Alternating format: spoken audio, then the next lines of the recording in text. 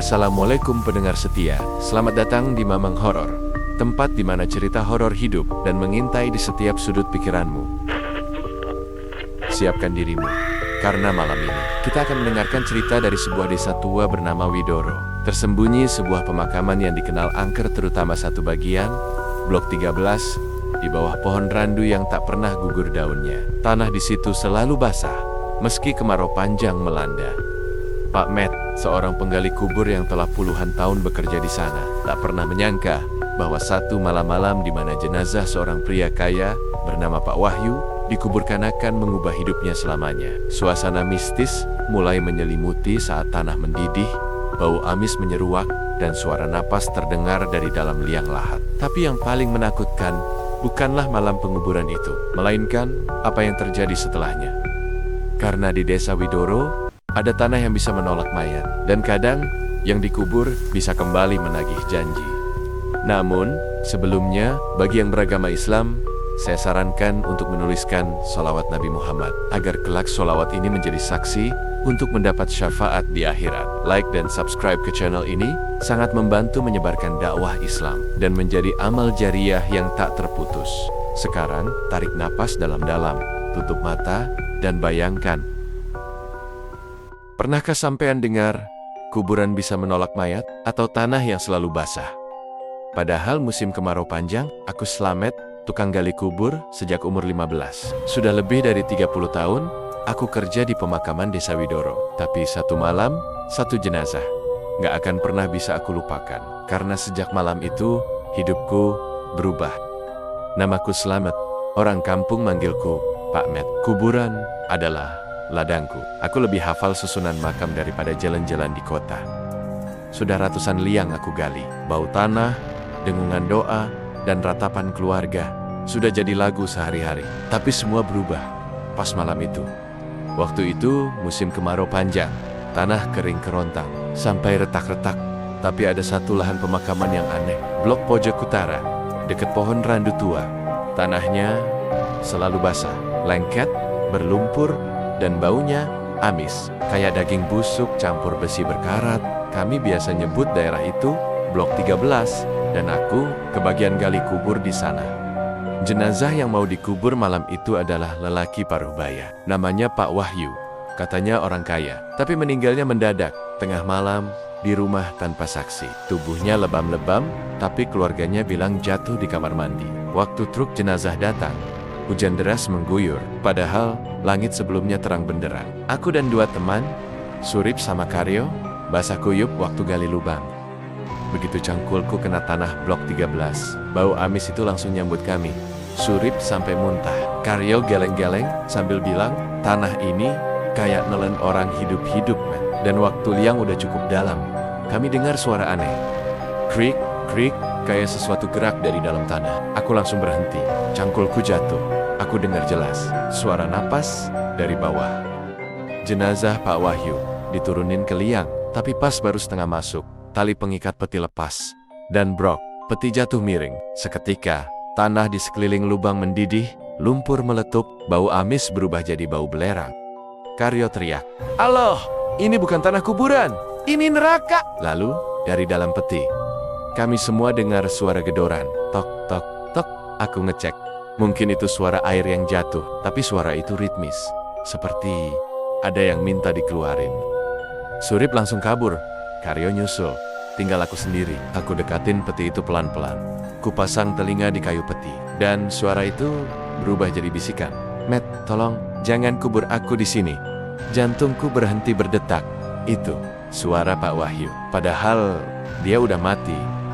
Bagian 4, perlawanan tanah kubur. Malam itu, aku nggak bisa tidur. Badanku menggigil, meski selimut tebal sudah kupakai. Jam 3 pagi, pintu rumahku diketuk. Tok, tok, tok. Aku buka, tapi nggak ada siapa-siapa. Hanya bau amis yang menyeruak dari luar. Besoknya aku balik ke makam. Kuburan Pak Wahyu amblas. Batu nisannya pecah. Tanahnya berlubang, kayak disedot dari dalam. Dan yang lebih mengerikan, di tengah lubang itu ada bekas jejak kaki basah yang mengarah keluar. Aku tanya ke penjaga makam yang lebih tua, Pak Esi Ligondo. Dia langsung pucat waktu dengar nama Pak Wahyu dikubur di blok 13. "Matt, Semestinya dia nggak dikubur di situ. Blok itu tempat orang-orang yang pernah nyeleneh, yang nyari ilmu hitam, pesugihan, atau minta tumbal. Aku syok. Ternyata Pak Wahyu dulu dikenal sering datang ke dukun. Katanya punya kontrak dengan jin penunggu kuburan. Dan kalau kontrak itu dilanggar, rohnya nggak bisa tenang. Tanah sendiri pun menolaknya. Sejak malam itu, hidupku penuh gangguan. Suara cangkul di tengah malam. Tanah yang basah muncul tiba-tiba di dapur. Don, di kamar belakang, bau amis itu nggak pernah hilang. Puncaknya, aku mimpi didatangi Pak Wahyu. Wajahnya penuh luka, matanya hitam. Dia bisik, "Ganti aku, Matt. Kuburanku belum lengkap. Butuh satu lagi." Aku terbangun dengan teriakan, dan leherku ada bekas tanah basah, seperti ada tangan dari dalam tanah yang menarikku masuk.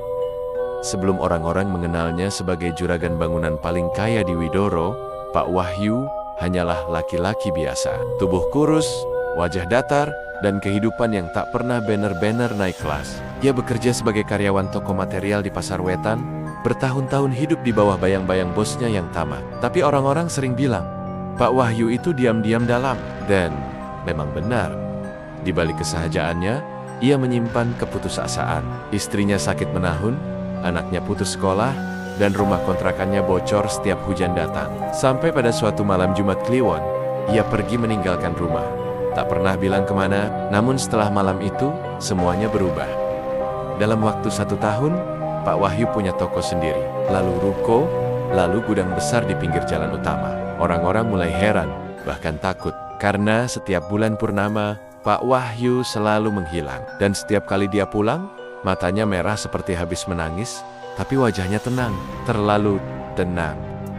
Tetangganya pernah melihat ia menanam kendi kecil di pekarangan rumah. Tengah malam, ada bau kemenyan terbakar. Dan tak lama kemudian, pohon mangga tua di halaman belakangnya tumbang sendiri, tanpa angin. Rumor beredar, Pak Wahyu telah melakukan pesugihan. Konon, ia menemui Mbah Rejo, dukun tua dari lereng Gunung Kendil. Di sanalah perjanjian dibuat. Ia menyerahkan segenggam rambut, sehelai kain kafan, dan tanah segenggam dari pemakaman desa Widoro. Semua itu dikubur di blok 13, di bawah pohon randu yang tak pernah kering tanahnya. Sebagai gantinya, ia akan diberi kekayaan besar. Asal tak melanggar syarat, jangan pernah berhenti memberi makan perjanjian itu. Awalnya, Pak Wahyu taat. Ia kirim sesaji tiap malam Selasa Kliwon. Ia tak pernah lewat batas waktu, tapi setelah 7 tahun berlalu, ia mulai lalai. Kesibukan bisnis, kemewahan hidup, dan kekuasaan perlahan membuatnya lupa daratan. Sampai suatu malam, penjaga makam bernama Pak Gondo melihat sosok Pak Wahyu berdiri di blok 13, diam, menatap tanahnya sendiri. Keesokan harinya, ia meninggal.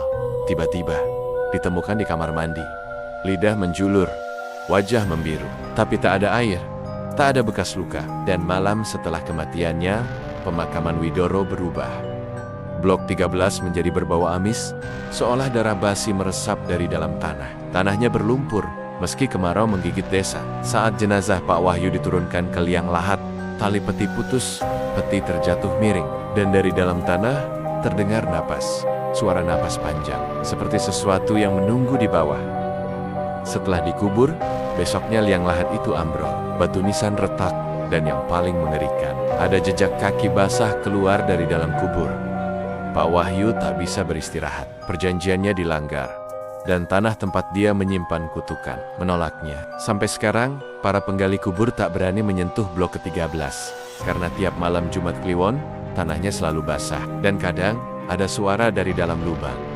Kuburanku belum lengkap. Sampai sekarang, aku masih kerja sebagai tukang gali kubur, tapi aku nggak pernah lagi sentuh blok 13, karena aku tahu, tanah itu hidup.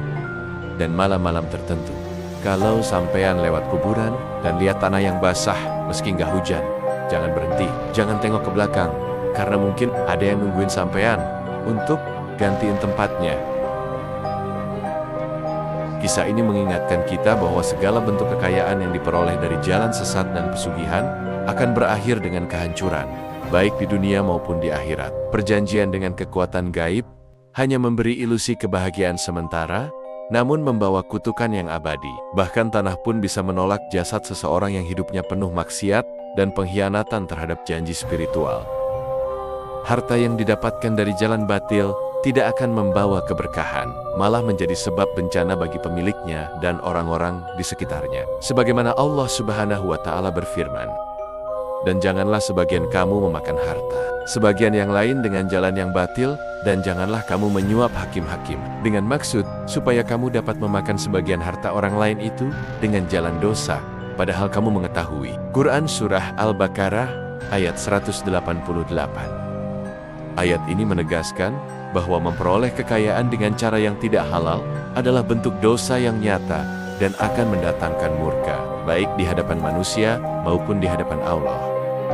Jangan pernah menggadaikan keselamatan jiwa demi kekayaan duniawi yang fana. Karena kelak, bukan hanya manusia yang menolak kita, tapi bisa jadi tanah pun enggan menerima jasad kita.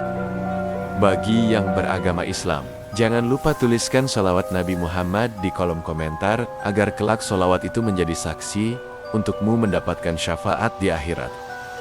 Dan jika kisah ini menggugah hatimu, like dan subscribe untuk bantu menyebarkan kisah ini kepada lebih banyak orang. Dan semoga jadi amal jariah yang terus mengalir, bahkan setelah kita tiada. Sampai jumpa di kisah gelap berikutnya di Mamang Horor.